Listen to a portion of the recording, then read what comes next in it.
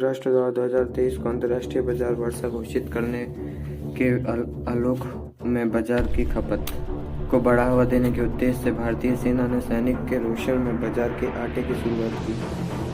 ये ऐतिहासिक निर्णय सैनिक के देसी और पारंपरिक के साथ आपूर्ति सुनिश्चित करेगा। आधी सदी से अभी अधिक समय के बाद अनाज चमी ने गेहूं के आटे में पक्ष में बंद कर दिया था, सेना ने कहा।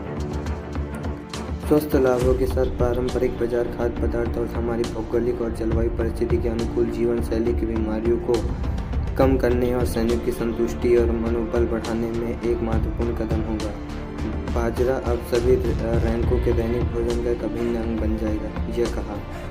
वर्ष 2023-24 से शुरू होने वाली सैनिक के लिए राशन में अनाज, चावल और गेहूं आटा की अधिकृत मात्रा की 25% से अधिक नहीं होने वाली। बाजरे के आटे की खरीद के लिए सरकार की मंजूरी मांगी गई है।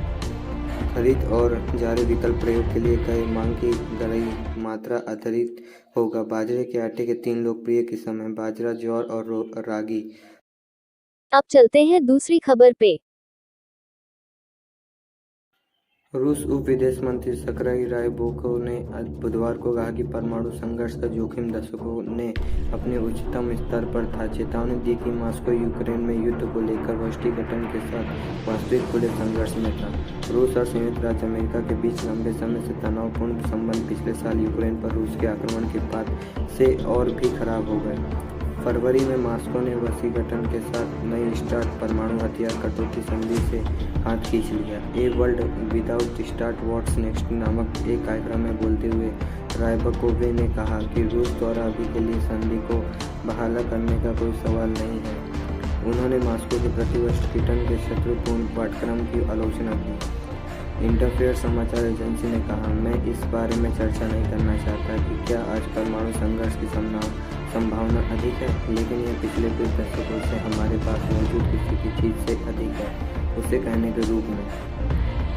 रायबाकोव ने कहा कि रूस परमाणु युद्ध के खतरे में दुनिया को सुरक्षित और मुक्त रखने के लिए प्रतिबद्ध था, लेकिन बाद में कहा कि व्यापार हमेशा की तरह जारी नहीं। अब आते हैं आज की आखिरी खबर पे। रूस से सैन्य आपूर्ति के यूक्रेन में युद्ध को देखते हुए बांधवों को सामना करना पड़ रहा है।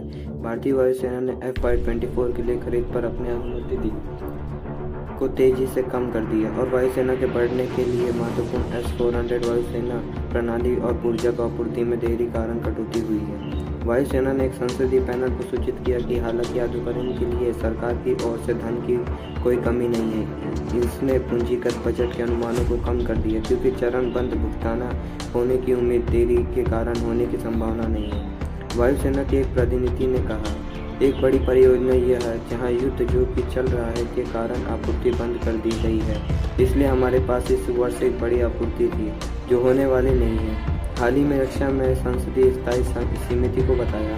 उन्होंने अपने लिखित रूप से दिया है कि वे इस वितरित करने में सक्षम नहीं हैं। यही कारण है कि प्रेक्षण का बड़ा हिस्सा कम कर दिया गया। भारत को 3 S-400 X-1 प्राप्त हुए हैं, जिनमें से 2 को पूर्व और पश्चिम की सीमाओं पर तैनात किया गया।